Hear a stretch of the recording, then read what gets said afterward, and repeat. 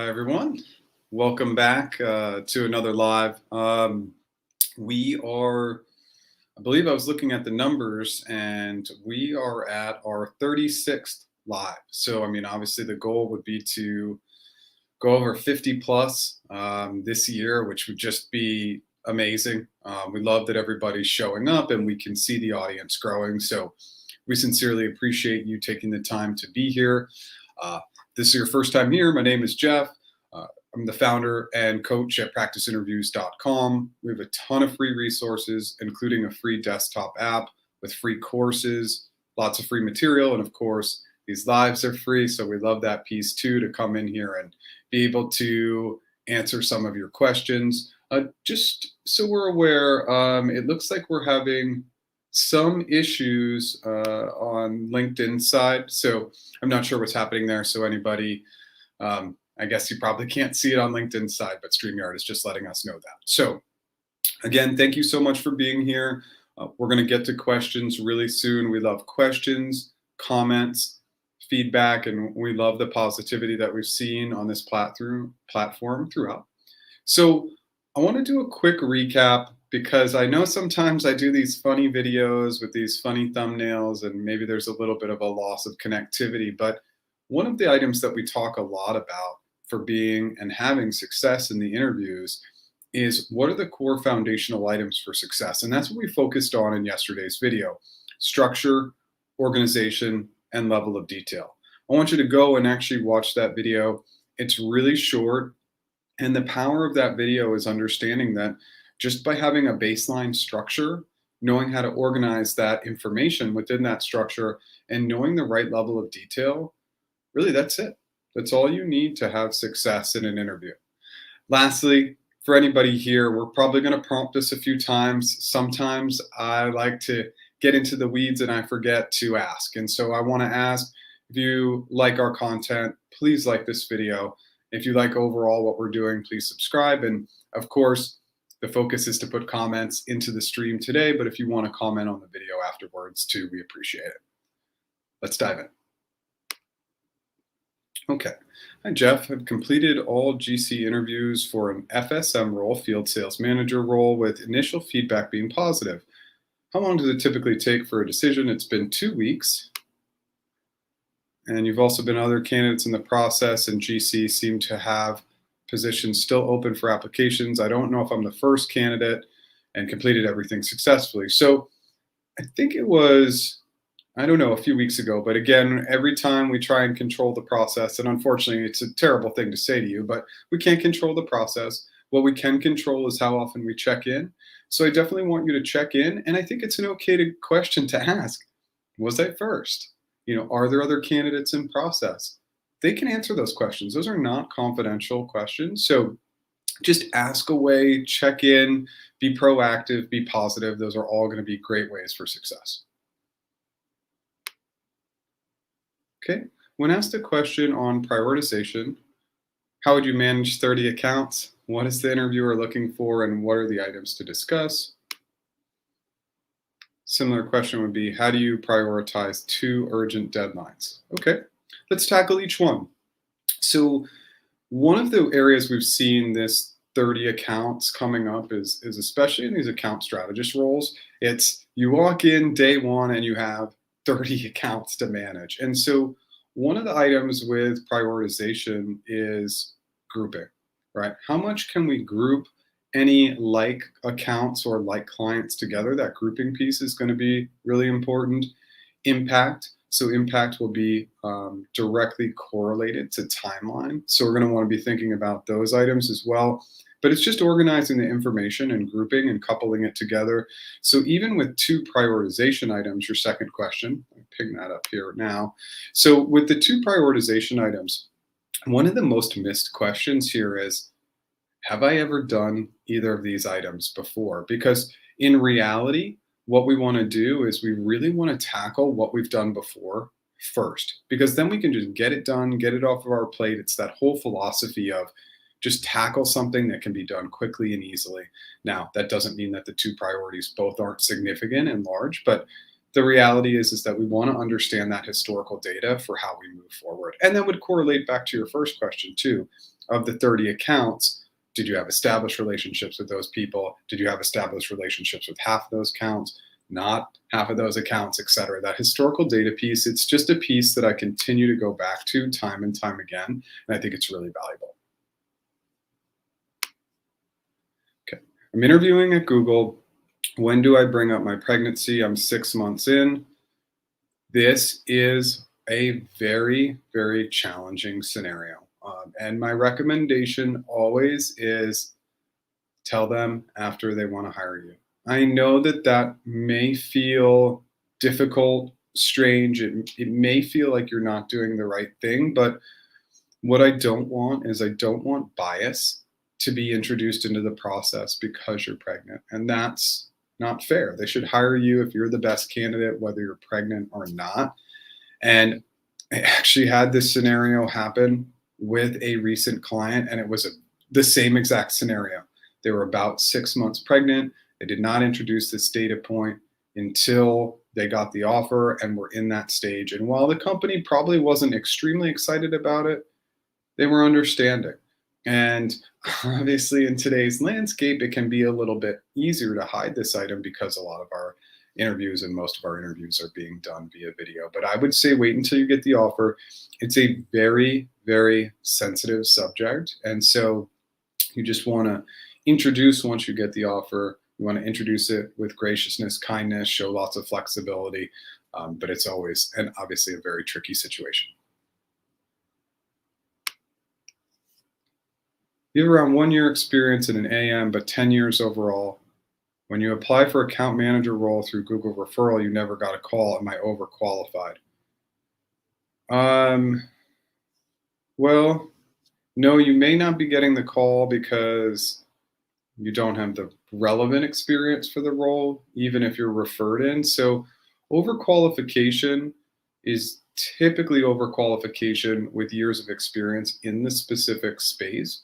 Obviously, I can't really tell you what's going on because I'm not sure, but it may actually be a lack of experience in that specific space. It's unfortunately a big unknown. When the Google recruiter asks, when the recruiter asks for reaction to total comp range, is it wise to give total comp expectations so that they can draft a fair offer in writing or wait for a written offer? Yeah, usually, especially, well, it's non-Google, but most of these organizations, they don't like drafting formal offer letters until they know you're going to accept. That's not everywhere, right? Not everywhere has a problem with drafting it. It's not a lot of edits to redraft it, but normally you want to go through those negotiation steps before sending them to that phase, or you can ask for it in writing via email, which some companies will or will not do.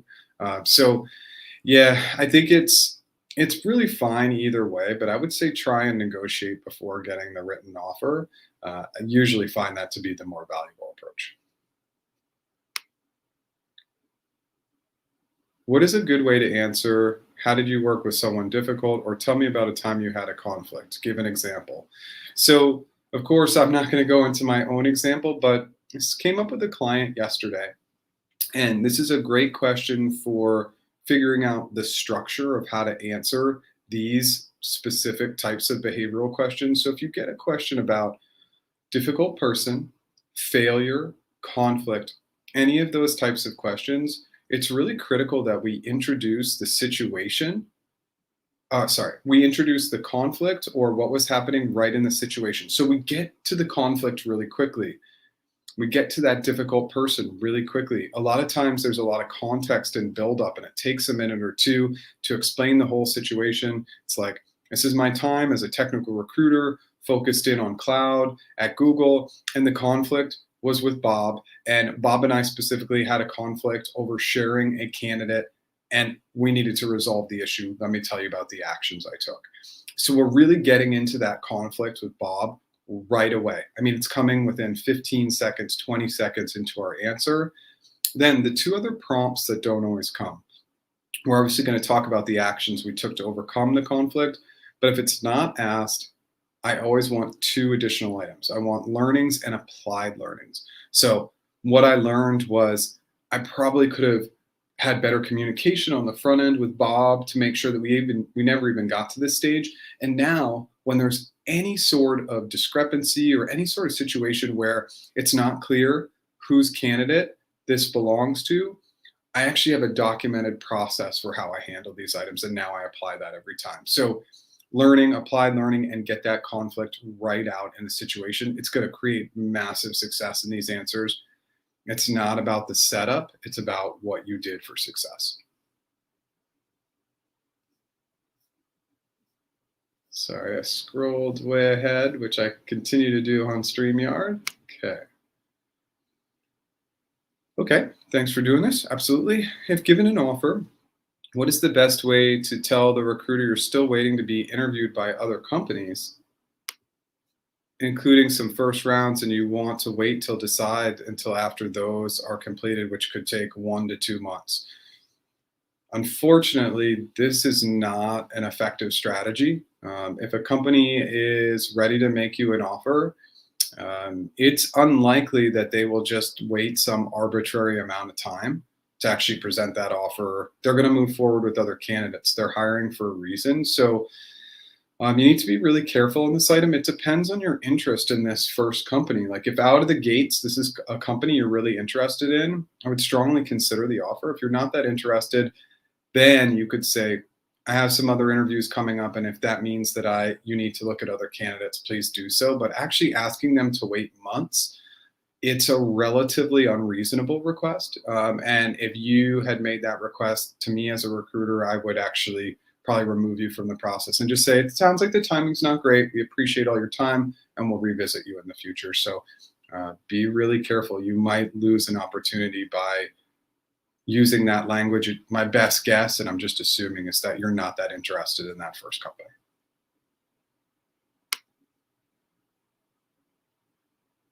Okay, I think these got rearranged. Let's try this. Would you want to work with this? Okay. Would you want to work with this person every single day? Would you be happy if you sat next to this person every single day? Would you be able to do good work and enjoy their company?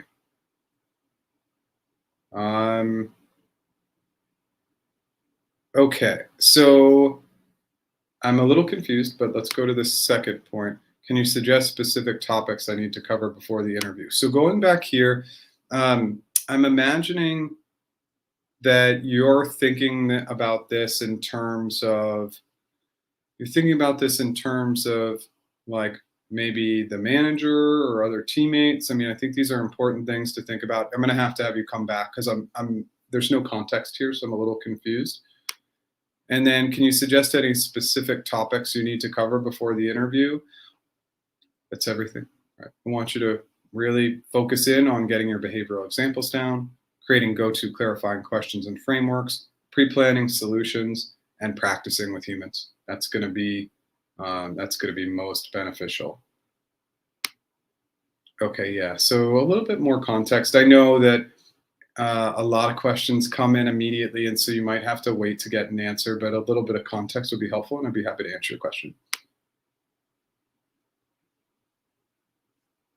Are all the questions in Google interviews asked in open-ended or behavioral questions format? Okay, good question, Polly. So there are straight technical questions too, like how does X work? Or if you had a system design question. You know, the biggest difference for the non-really open-ended hypothetical / behavioral questions is those straight questions where you're still going to need to clarify. So even a technical question of how does X work, you'd still want to understand the context of the way they were looking at X, for example. And then in system design, if we're asked to design a garbage collection system, for example, we would still want to understand what specifically they meant by that. So a lot of times clarification, even in an estimation type of question, which is technically an open-ended question, clarification will be the key outside of your classic open-ended or behavioral question. So just make sure you always clarify in some of those types of questions. The framework will be less important. Thanks, Nick. Yeah, happy to have you here. Is there a career path to move from consulting into Google Cloud? I really like consulting backgrounds for moving into Google Cloud, especially like any sort of customer engineering role, if you have that kind of technical lens. Because of the diversity of different types of clients that most people coming from consulting firms, especially the big 10, top 10 consulting firms, and really any consulting firm when you think about it, this is great experience, right? So that client translation is usually super, super impactful and effective. So yeah, it's usually an easier translation, and usually when it comes to open-ended questions, there's a little bit more strength there as well. So yeah, I absolutely recommend it. Let me know if you have any additional questions. When you resign from a job, people are always going to want to know where you're going.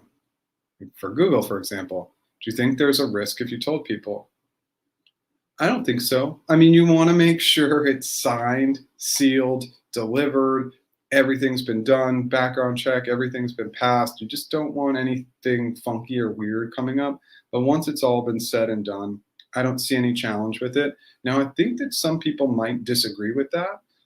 You have to do whatever you feel most comfortable doing, but I don't see any challenge. I do see people a lot of times not saying where they're going until everything's said and done. So it's really a comfort level item.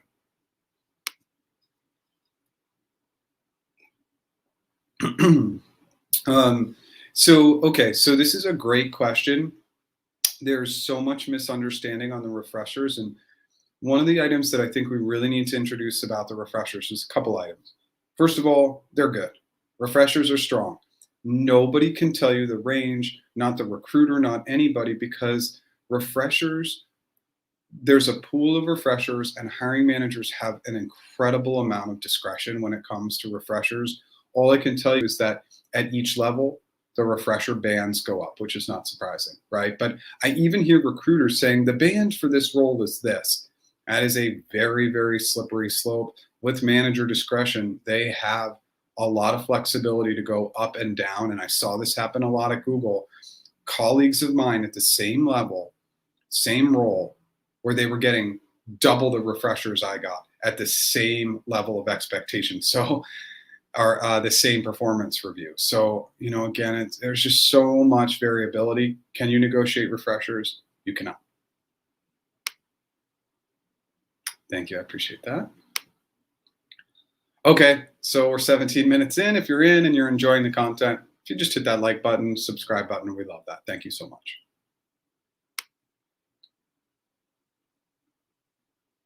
Yeah, so I think hopefully I answered that question before. Yes, so let me know if you have any additional questions. Great job. Okay, thank you. 1 out of 4 interviews got postponed due to the interviewer availability, and the recruiter mentioned 2 interviews was positive and 1 was average, and overall it's trending positive. Okay. You got a team match call, which is scheduled next week. How should I read the situation? So if you have enough positive feedback at this point, maybe they're willing to forego that last interview. Remember, occasionally it gets a little funky, right? There's not always this like set, rigid amount of rules. You just got to pass through all the stages of the process, whatever it might be. We know now for some roles, a few roles that hiring committee has even been removed, but I think it's a good sign. If 2 interviews went well and 1 was average, that's definitely enough to be pushing you to the next steps. Now, maybe they wanted to schedule the team match because they know that person is particularly busy and they're going to try and get this other interview scheduled in the meantime. If they did, they could always drop the team match call if for any reason that wasn't a fit and the overall feedback wasn't looking really strong. It's a unique scenario for sure. So just keep us updated. Just continue to do all those good things and really ask great questions in the team match stage. I watched all your videos from the beginning of my interview process, and you now have an offer. Amazing. You're now in the comp negotiation process. How can you ensure you get the top band? Set that anchor high. Again, we got to figure out just based on our research, levels.fyi, or just kind of a pulse, talking to friends, looking at blinds, going to all these resources, setting the anchor high and being gracious and kind. Those are the 2 best ways to have success, but definitely go high on the anchor. It's rare that these companies will pull an offer because you go high. Hey, Jeff, you're moving into the matching round with only one team. According to your previous videos, hiring committees come afterwards. What advice would you give in preparing me around CFS? Um, so when you're in the team matching stage, some hiring managers will ask more probing, open-ended questions. So you would definitely want to use CFS. We've added the A, so now we call it CFAS to bring in the assumptions because we know the criticality of those as well, and just to differentiate a little bit. But overall, in the team match stage, listening and great questions are going to be critical. If we were doing like a wide snapshot, the vast majority of team match calls are really about the hiring manager jumping on, giving a brief overview of the role and the team, then asking you a couple questions, then allowing you time for questions too. Now, remember with questions, I have a very specific approach, the warm and fuzzies. So the warm and fuzzies are, what do you love about the company? What do you love about your role? What is the coolest thing you're working on right now? Let's really warm them up, get them excited, and that will be a great way to have success.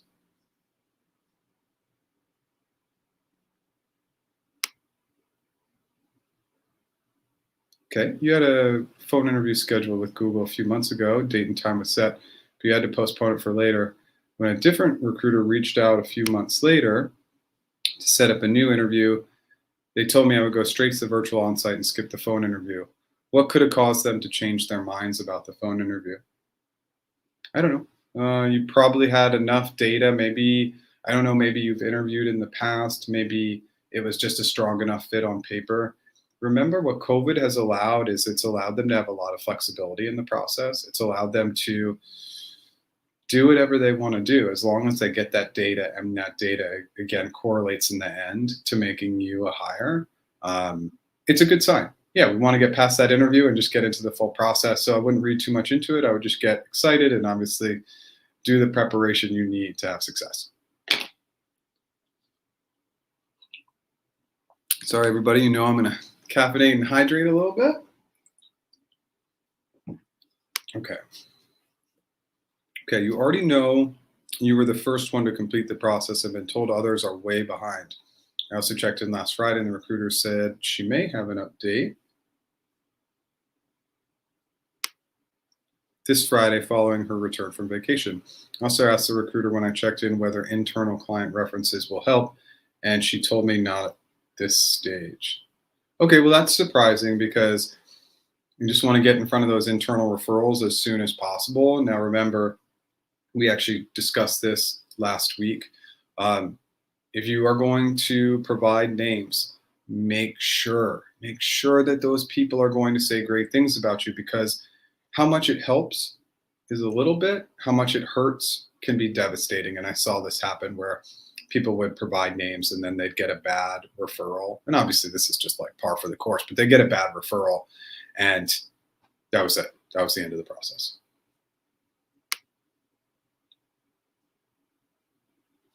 The recruiter voluntarily shared the total comp range during our call after all the on-site interviews, completely uninitiated by me. I had not shared any number re comp range and didn't provide any reaction or feedback to the total comp range. Can I still negotiate comp when the offer is made? Yep. Yeah, all they're doing is providing a range. My best guess is that you're in one of the states where they're required to provide it. Now, they're usually required to provide it if you ask for it. They don't have to be forthcoming with it, but sometimes they're just doing that. Remember when this happens, sometimes with some of these companies, depending on the company, they're going to provide maybe base range, maybe base and bonus, but sometimes they're not telling us the stock, and that is a component. So just something to keep in mind.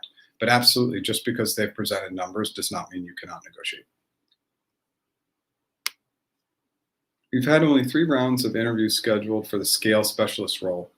Is that normal? I had 7 rounds with the Amazon for the same role. Yep, 3 for a scale specialist is RRK, Googliness and Leadership, and GCA. And these scale specialist roles are really starting to pop. Lately, we've seen a lot of clients coming through for those roles.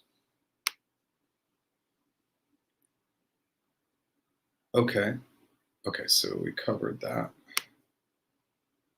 Hi, last week I had my GCA interview with one of the regional directors. That was your fourth. Okay, and final interview. Do you think the fact that no one contacted me after 4 business days is normal? Should I contact the recruiter or is it too early?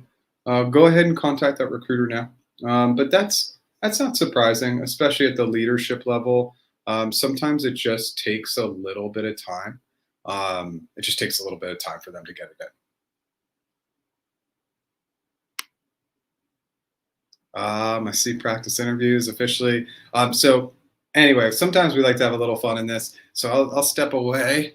Um, this is actually a present for my friend who turned 50 a couple weeks ago, and um, it didn't arrive in time for his birthday party. So when it got here, I opened it up, and I'm using it as my background right now. And I will eventually give it to him, even though I do really like it.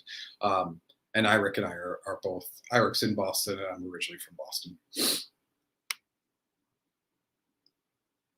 Who is the decision maker in the recruiting process at Google? Is it HR? Is it the teammates? Is it the team leader? Yeah, so ultimately, it's everybody. Everybody's a part of the decision making process, from the interviewers to the hiring manager and hiring committee.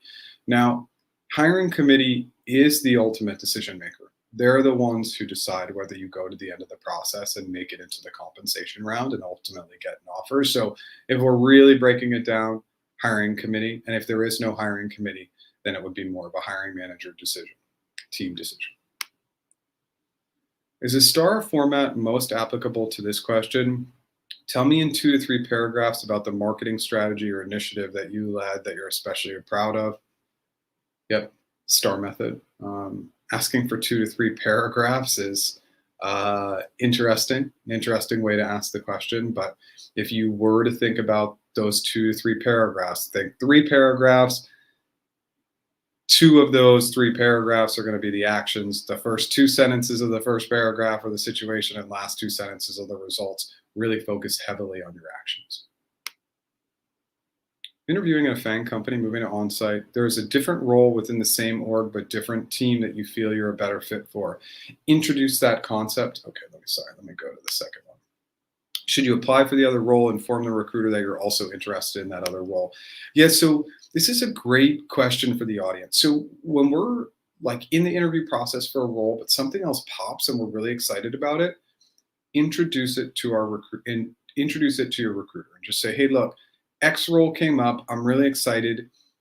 Would you be willing to dual track me for this role? It's called dual tracking, which means, like, let's say it's at Google and it said FAANG company, so maybe it's not Google, but let's say you're going in for one program manager role and you want another program manager role. Well, here's the cool thing. Some of those interviews are going to be the same. They're still going to have to do a GCA interview. They're still going to have to do a Googliness and leadership interview. So maybe they do 2 RRKs. One's focused on one role, one's focused on another role. So there can definitely be dual tracking. Do not apply. That looks really, really weird. Talk to the recruiter about it and see what they can do. You need to practice interviews, especially behavioral, by playing an actual interview. Any place where I can take help, Jeff. You failed the first round at Google 5 times. I know it's a lot of practice. Okay. So if you want to go here, obviously we offer coaching services. So we strongly, strongly recommend practice. If you are failing in multiple interviews, there's a good chance that you are not verbalizing the information and practicing out loud. That's usually the #1 area where people struggle. So definitely continue to verbalize it, practice with anybody who's willing to practice with you. And obviously, if you want coaching, you can go right to this link.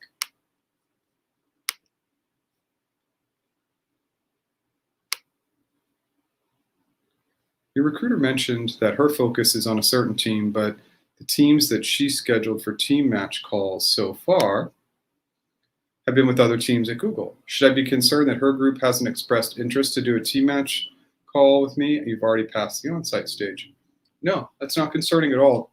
That's actually probably a sign that you have a good recruiter and they're trying to cast a wide net for you and not really get you fixated, or not get you fixated, that's the wrong wording, get you into this like niche down space. They're trying to cast a wide net and find opportunities for you. So that's a good thing.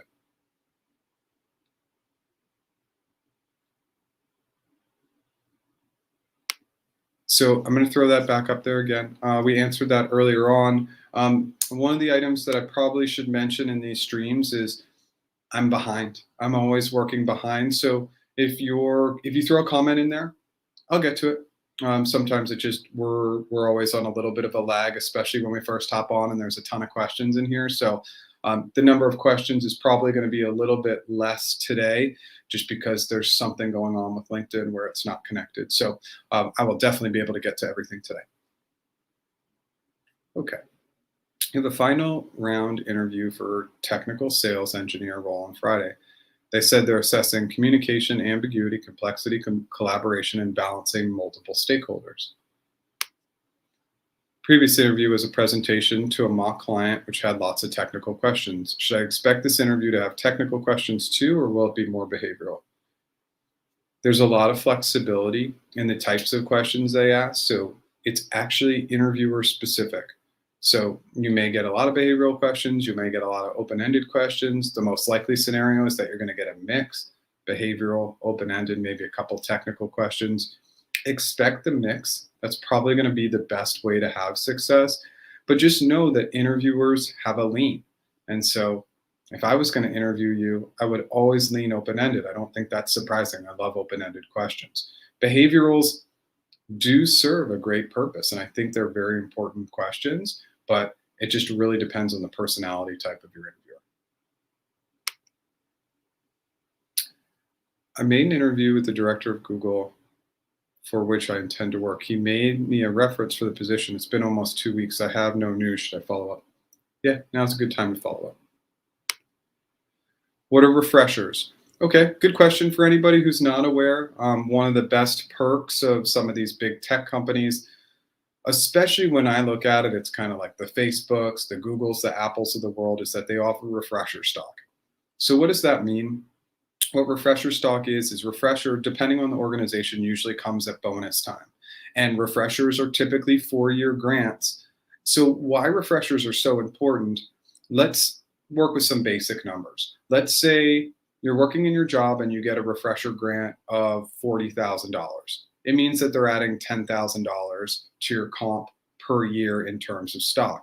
Now, that may not seem that great, but when you get refreshers every year and each vest is a 4-year vest, let's say you started with that $40,000 when you signed. If each year your refresher grant is 42, now by the time you're getting into that 4th year, you have grant on top of grant rolling, and that's why comp goes up so quickly at a company that offers refreshers. And that's why typically companies that offer refreshers don't lose a lot of employees, because it becomes hard to leave. We call it the golden handcuffs.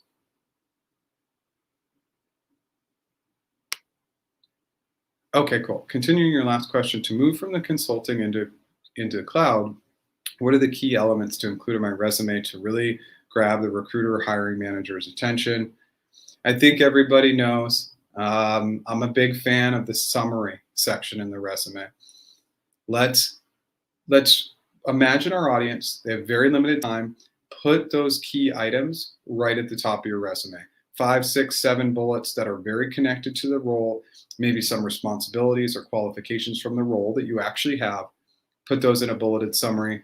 I can put the video on there. And then if you also go, where is it? If you also go into, I guess we don't have it, but I'll just throw this up here. If you go to /free resources, so just use this link and go /free resources, we have a resume template that's free. So take that down. Okay. Okay, we just went from 8 likes to 12 likes. Can we hit 20 likes? Well, we asked for likes last week, and we had the most likes we've ever had. I think we tied for the most likes we've ever had on a live, so we can continue to try and set records. So if you're enjoying the content or you're finding it helpful, we'd love if you hit that like button. Thank you so much. How could I build my profile to be a standout candidate for people ops role at Google? You don't have any relevant certifications, but any other suggestions would be wonderful. Let's go right back to that bulleted summary. Look for like concepts. Like when we think about people ops, People ops is really about strong collaboration and communication skills. Your ability to communicate is essentially the entire role. So if you have anything that you can highlight, especially in a resume summary that highlights your communication skills, that's going to be the most effective way to get a role like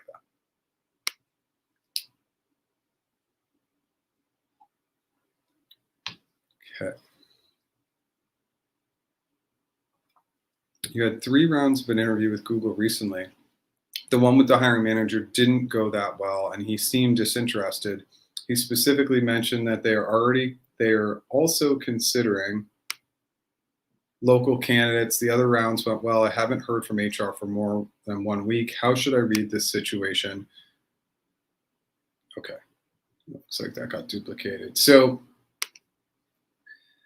just follow up. Yeah, it's really, really tough when we don't do well with the hiring manager because they're obviously a critical stakeholder in the process. So um, that's kind of a big deal. But just continue to check in, be proactive in that follow up, and that's really all you can do.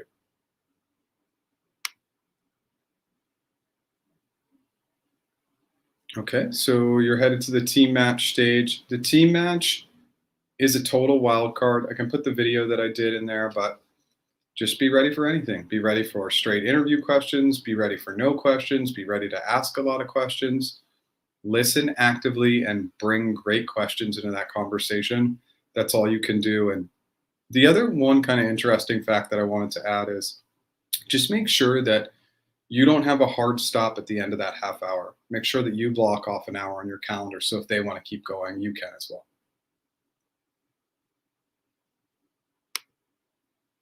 Since you have HC pending, how should your team match questions be framed? So with team match questions, it's really up to you to figure out what you want to ask, but I like the positive ones. I want to focus all on positivity. So what do you love the most about the role? What do you love the most about the organization? What is the coolest thing you're working on right now? And then eventually you can flip it to you to figure out what's going to be the best way for you to have success, help the team, etc. All positive. Do not challenge these hiring managers in these team match calls.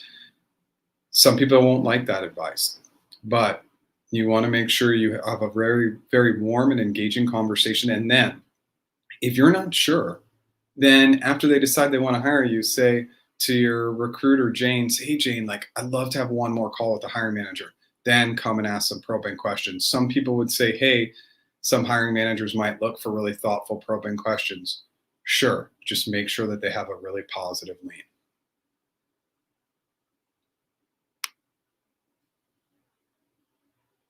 Slack, so thank you for the materials, advice, and videos. After 4 team matches and 3 months after the on-sites, you accepted at Google yesterday. Okay, I know this is coming from Slack, but this is awesome. We love this stuff.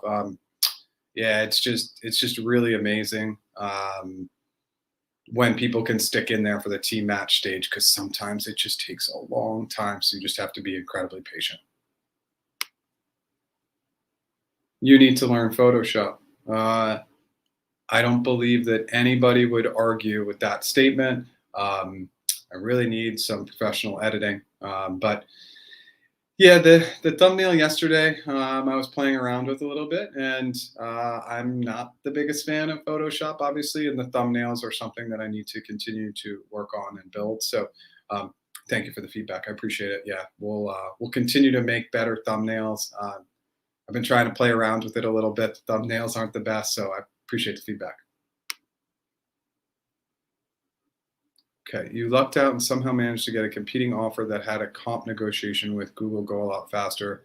The journey started 8 months ago. Okay, yeah. So sometimes, again, 3 months, 4 team matches, 8 months in the process. Tina, who was like one of our favorite live participants for so long, she was interviewing for an ABP. She was in the team match stage for a year. Now, that's not typical, but patience and sticking with it, that stay to-itiveness is going to be really, really helpful for your success. So just something to keep in mind. Okay.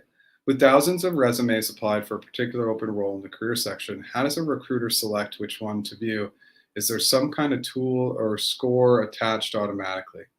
So I don't want you to apply. Now, I know that that's so much easier said than done, and I'll throw a video in there to teach you how to network on LinkedIn. But if we're trying to apply only, it's only one approach. So I would say apply, but also take a networking strategy.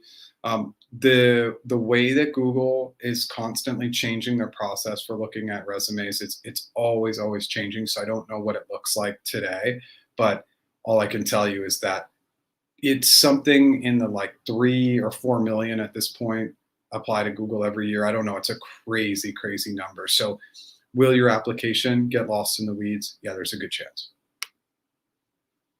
You're moving into on-sites for a non-tech role at Google. You heard that one of the interviewers will be out of office, so you'll be in a meeting with somebody else. Does this put you at a disadvantage? How would you mitigate? There's nothing to mitigate. So often these interviewers are getting changed out constantly. Sometimes you have an awareness of it. Sometimes you don't. Sometimes they don't tell you and it just gets switched out. So don't worry about it. Whoever's coming in should be just as qualified. You may have gotten lucky. And I can tell you, and it's a fun story. I was in San Diego. I had 4 interviews to join as a contractor. And the morning of, an hour before, all my interviewers got changed. That ended up being a good thing. I had interviewers who I really connected with, including my hiring manager, who was not on the original slate. I ended up on the right team at the right time. So look at it as this was meant to be. I was meant to have this other person. If you take that lens, it will work out great, but it's not putting you at a disadvantage at all. Just finished your onsite for a general PM and waiting for 2 to 5 pieces of feedback. Does this mean that the 3 to 5 were neutral or positive? Probably positive, right? If everything was super negative, at this point, I could probably just say, hey, look, it's not going to be a fit and move on. So I would say we don't know, and I can't answer that question. But overall, I think it's probably a good sign. Continue to make sure you're proactive in terms of getting feedback. Okay, I think I continue to StreamYard just roll way too far ahead. Okay, let's try this. Okay, how do you mention to your current employer that you're going to accept an offer and leave? You're a people manager with a few direct reports. Any suggestions would be greatly appreciated.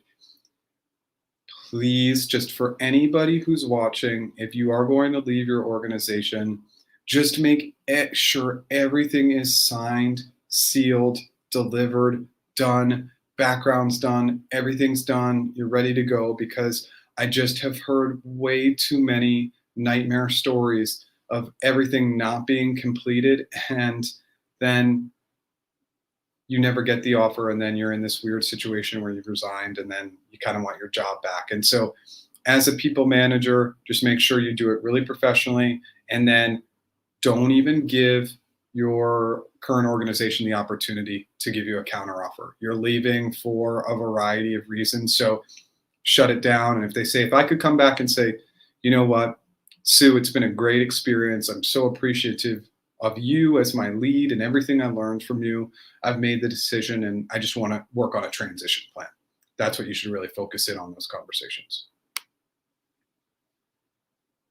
How do you showcase your fit for marketing agency side of the business into G industry sales role? Well, it would just be about correlating any like skills that you have. On the marketing agency side of the business, really collaboration and communication skills are going to be key. If you have any additional follow-up questions, let me know if we can get a little bit more specific.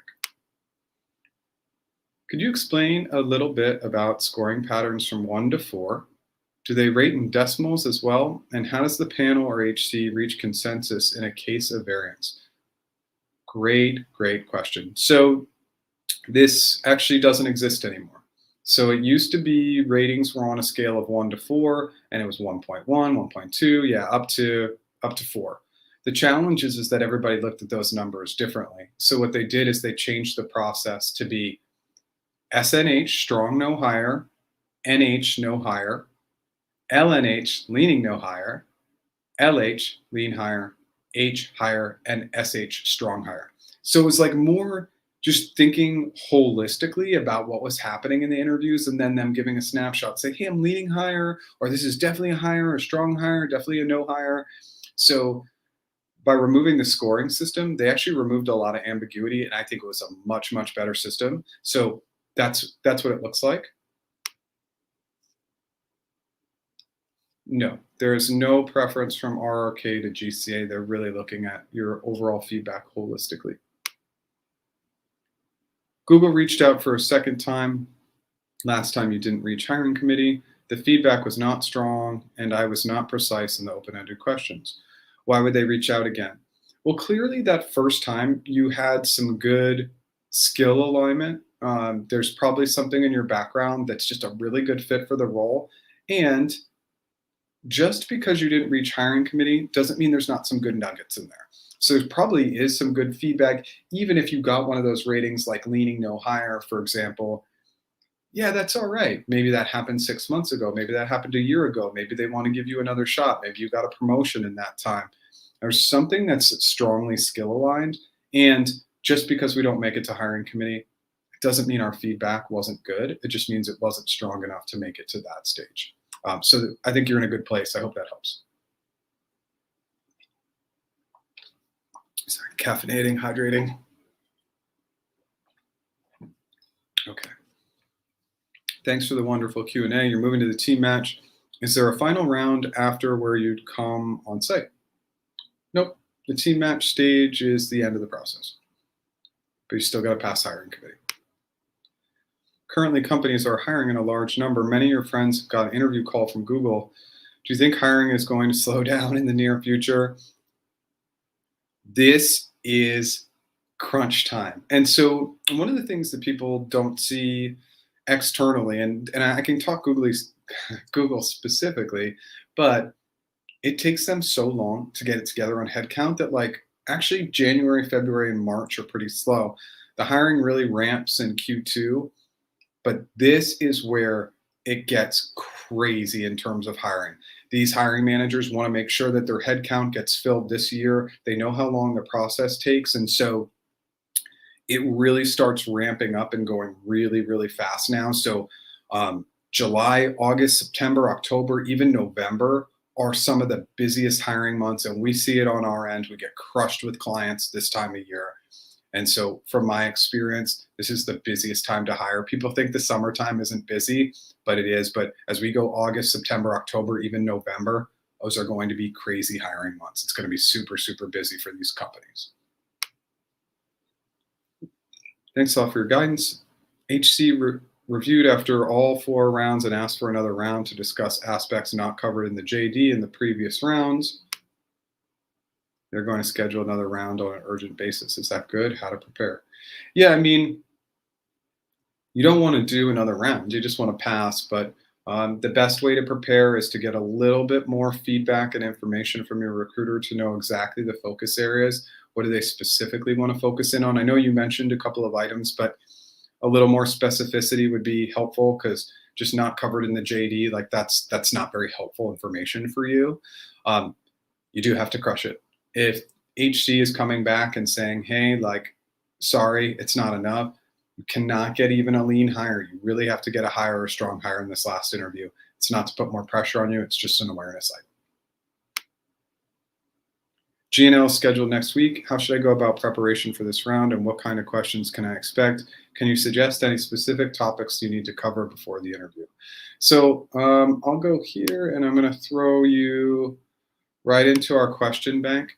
When we talk about Googliness and leadership, just flip the coin, right? So some of the negative stuff, unethical, conflict, real challenging situations, some of the positive, mentorship, a great process, a great strategy implemented, it's all positive.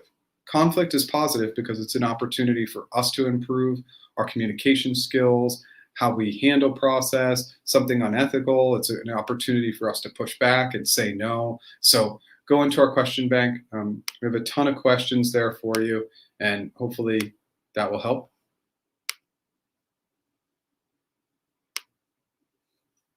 What is my take on tech startups? Yep, I love tech startups. I think it's a great opportunity to wear a lot of hats. Here's the thing. If you're going to go work at a startup, you have to be somebody who likes creating process, likes working on a lot of systems. Because if you don't like that stuff, if you don't want to wear a lot of hats, create a lot of process, it's not going to work well. If you're somebody who really likes process, big companies usually work out well. As Ira will tell you, we're a very small company and I don't really like the process stuff. So it's a real struggle for me. And thank goodness I have Iric to help me with a lot of that stuff. Secondarily, is the equity real? Do you really see viability in this organization going public over time? Because they can throw a lot of equity at you, but a lot of equity really does not have value, especially if they're really, really early stage startups. So you want to make sure that if you're going there, you're getting a high base, high bonus. Just completed the bold immersion in EMEA, and you're applying to the summer internship role when it opens. This has been the only new addition to my CV. How can you bulk your CV? Just any like cool class projects or initiatives. You can throw some of those on there, but I mean, it sounds like you're in a good place. Again, bolded summary is my favorite place to go. Anything that's going to be relative to that summer internship, put that in the summary. You had a couple of virtual on-site rounds 2 weeks ago. This was followed up by radio silence from the recruiter. You followed up and they replied they should have an answer by Wednesday, but radio silence again. Check in again. Yeah. And let us know how it goes. Okay, please define Googliness. There are so many definitions and interpretations all over the internet. So, my most popular video is the Googliness video, and I basically give every definition in that video. So if you want to go back and watch that video, I think those definitions come within the first minute. But if we're casting a wide net, my biggest number one item for Googliness is it's about being a good person. If you're not a good person, you're probably not going to be a fit for the role for Google. It's going to show up somewhere, but it's anything from empathy to intellectual curiosity to conscientiousness, etc. Watch that video. I'll timestamp it, but if you see my most popular video, that's going to be the one that will have the definition. It's about a minute in.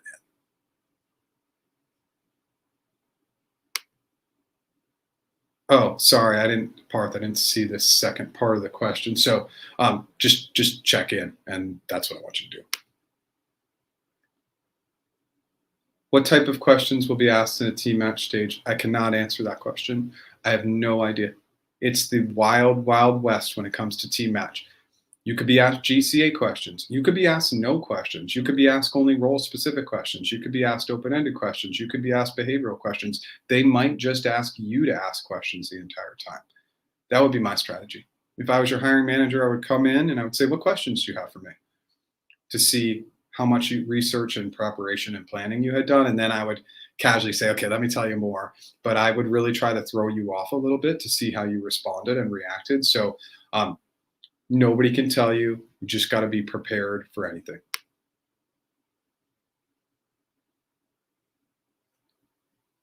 Yeah. The hiring manager definitely will have access to the information because they kind of have to acknowledge that they want to speak to you. Now, remember, individual interviewers cannot see each other's feedback, but the hiring manager can see it all, and they will see it before the team match stage. Oh, we just hit 22 likes, and this was at 10:35, so 20 minutes ago. So if you're liking the content, please hit that like button. If you haven't subscribed to our content and you're finding what we do valuable, we love subscribers too. We're trying to grow those numbers slowly, and we appreciate it.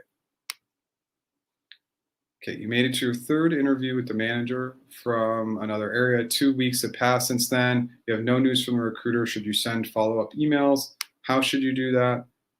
Okay. Yeah, just follow up. I just want you to follow up directly with your recruiter and just check it and see what's happening. Always be proactive.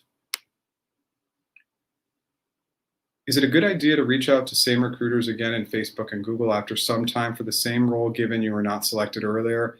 If yes, how? Applications through career page isn't working. Yep. So we did a video on this last week.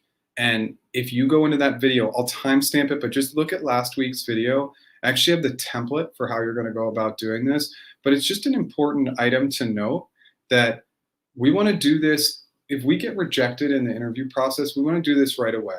When can I contact you? How soon can I contact you? How many roles can I share with you when I contact you? But go into the video from last week because I created a few templates that you can use to just make it really easy for you.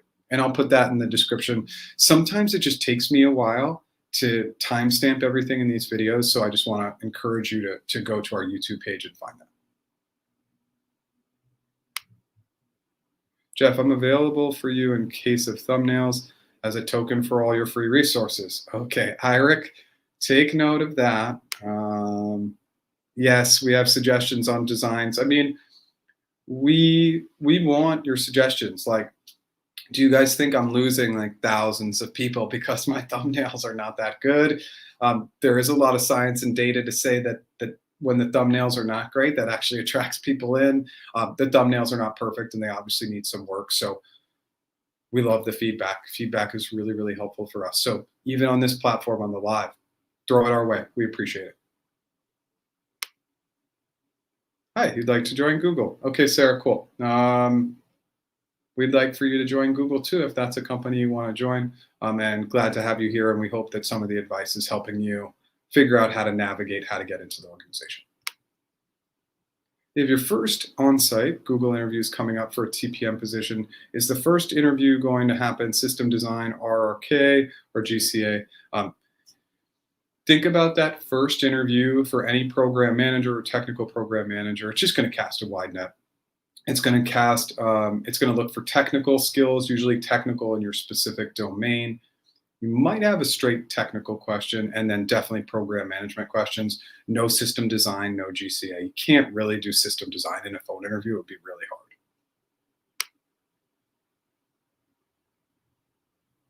Okay, you have some idea. You're a researcher and you have some ideas to develop the Google company. Okay, good. I mean, if you're a researcher, I would be going after researcher roles. They're really, really great roles. You can read about the rating process in Laszlo Bock's book, Work Rules. Trying to think though, I don't know. And I'm ironically, of course, I never read Work Rules. And of course, this is so funny that this is coming up because I started reading it yesterday. But I just don't know if the scoring system in that book is numbers or the actual just overall rating because of the year it was written. Because when I was working with Laszlo, I feel like that book came out in like 2014, and I don't think the change had been made yet. I don't know. Eirik, I'll throw that back to you. What kind of references should we select? Does their designation, current org, recency of business relationship matter, or only how well they can speak to our professional experience? You've heard Google prefers Google employees as references if we have them. And I know you've mentioned to be wary of referrals. So I don't want you to be wary of referrals. Just be wary of people who you don't have great relationships with and you don't know and you don't trust. I mean, you just got to really trust the person. And if you have any doubts, don't use that internal Google referral. In terms of who you use, I would just say, whoever's going to say great things about you, that would be the focus area. Is the years of experience mentioned in the JD an absolute requirement, or are there a few years of experience less or considered with relevant experience? Yep, those, anytime we see min or preferred qualifications and they have years of experience, it's a recommendation, a suggestion. So it could be less, and in often cases it's more, right? But it definitely can be less. So if it says 8 years and you have 5 years, it should not stop you. They will not consider you because of that. Now, if it was 8 years and it was 1 year, of course. But if you're within a few years, it's usually good. Is it true that if you get a referral from a leader in the org, you're more likely to get an interview? Absolutely. Referrals go up the chain a little bit and you're much more likely to get an interview. Okay, so Sarah, if you've done one project about Google and how can you submit it and join Google, you'll probably just want to add that to your resume, put it in the summary section to say the project that you did. But how can you join Google? You got to network your way in. That's the most likely way to get in. Of course, you can apply, but we recommend networking. You're contacted by a recruiter via LinkedIn for a specific role. We just did the first call, and then he sent me an email asking 5 time windows to do other interviews. I gave him the time windows on the next 3 days. I had no idea this was such a big process, and I'm guessing that was obvious to him. Is this bad? This was on Monday, and he didn't come back to me. No, I think you can just have a candid moment. Just say, you know what? I realized that I probably didn't give you enough dates. Why don't I give you some availability for next week and the following week? I've been talking to some friends, just been learning a little bit more about the process, and I realized that was a really tight window. So I just wanted to proactively reach out and give you some additional availability. I didn't realize that sometimes it took a week or two to schedule. So total acknowledgement will be totally cool, and they'll feel really good about you. For startups, you need to navigate a lot of ambiguity. Okay, it's the fastest way to grow your skills. And one of the most important things to know is that startups operate based on power of law. Okay, power of law is a concept that describes how small changes can have disproportionate results. Only work at the company if you expect extremely high results. And this is an investment strategy developed by Peter Thiel, co-founder of PayPal. Yeah, so Eric is our person who is going to share good feedback, good information. I'll put a link to Peter Thiel. If you don't know him, you should.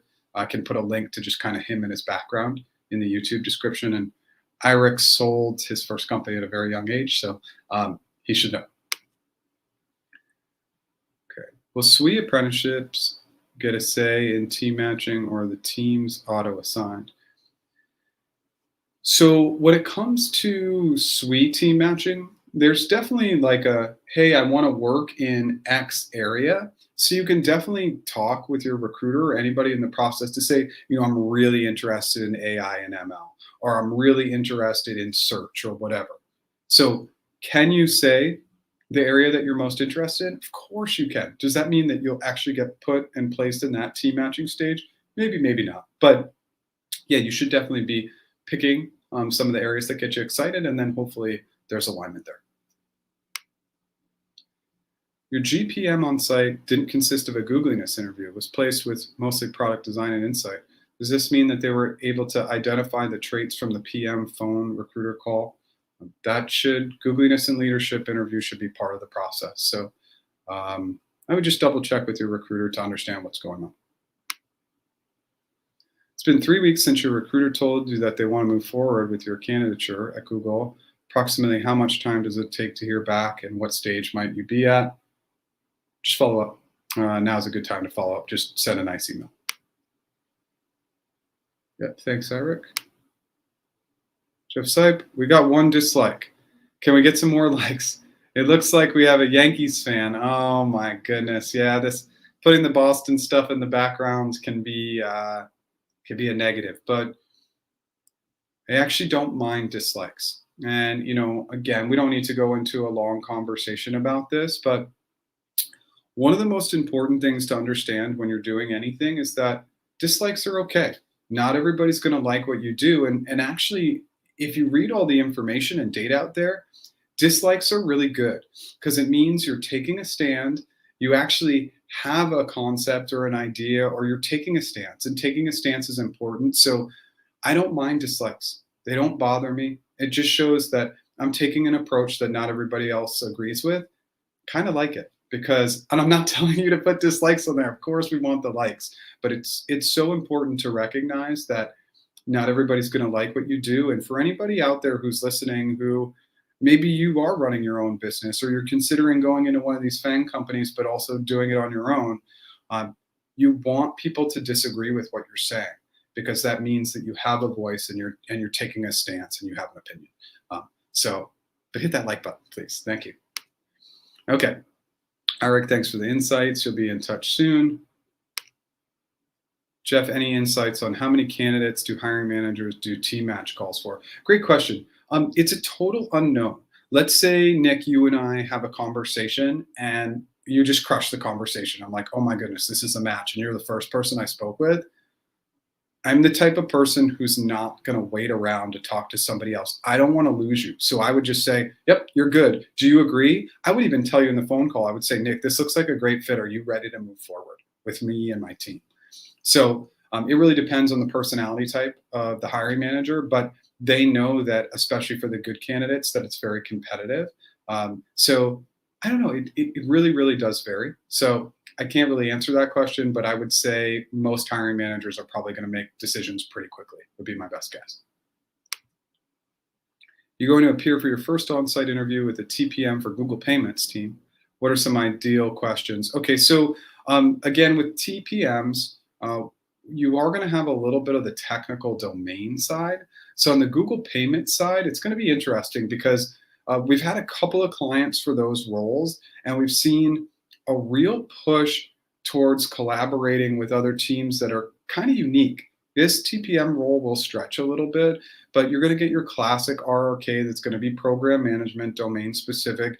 You get your GCA, you'll get your Googliness and leadership. It's not going to be super, super different. If you want to go into our question bank, you'll find a ton of TPM types of questions that cast a wide net. And then, of course, for anybody, dig into the job description. Really dig in, see those themes, look at about the job and responsibilities. Those are the two areas I really want you to focus in on.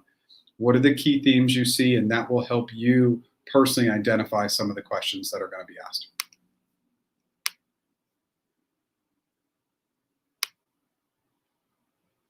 Bob talks about the studies. Apparently 1 to 4 rating influenced a narrower range. Okay, so that does not exist anymore.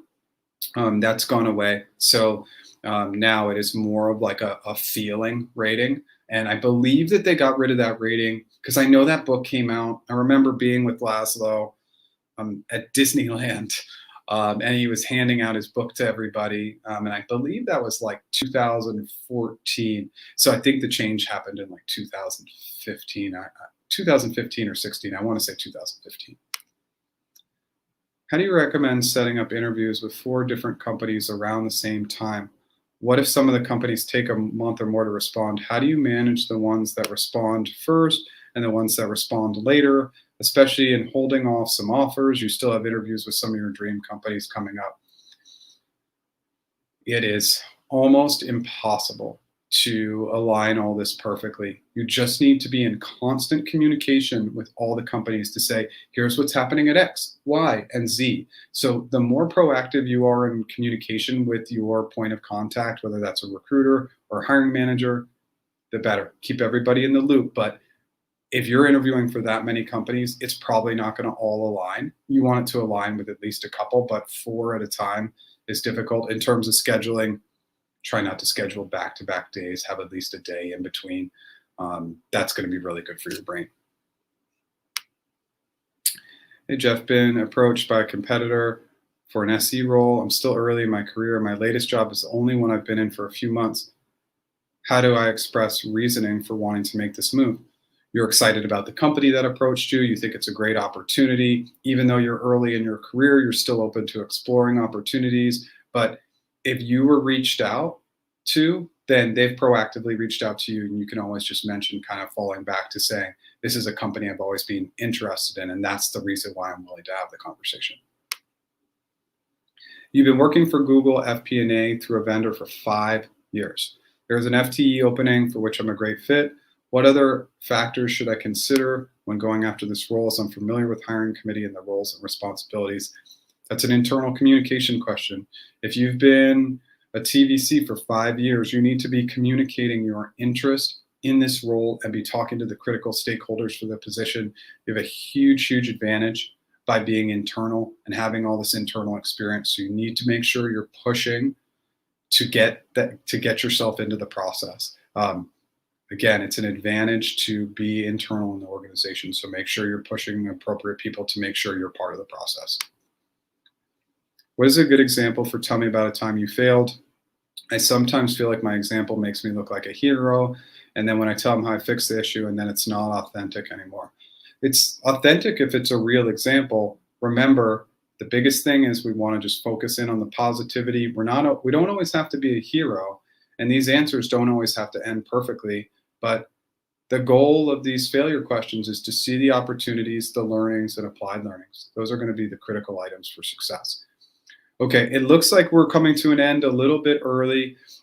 just based on the fact that LinkedIn didn't actually plug in today, and that's unfortunate because we love that LinkedIn plugin to go live. So as always, we sincerely appreciate everybody showing up. If you are still here and you haven't smashed that like button or subscribe button, please do it.